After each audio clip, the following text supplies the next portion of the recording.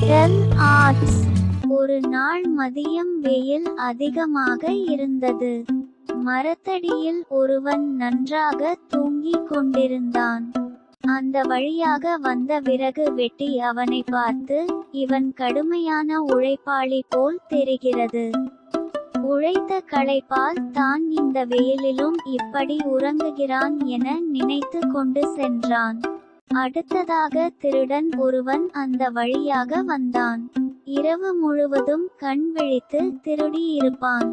அதனால் தான் இந்த வெயிலிலும் அடித்து போட்டது போல் தூங்குகிறான் என நினைத்து கொண்டு சென்றான். மூன்றாவதாக சோம்பேறி ஒருத்தன் அந்த வழியே வந்தான். காலையிலேயே நன்றாக சாப்பிட்டு அந்த மயக்கத்தில் நன்றாக உறங்குகிறான் என நினைத்து கொண்டு சென்றான். நீதி: நாம் எப்படியோ நம் எண்ணங்களும் அப்படியே.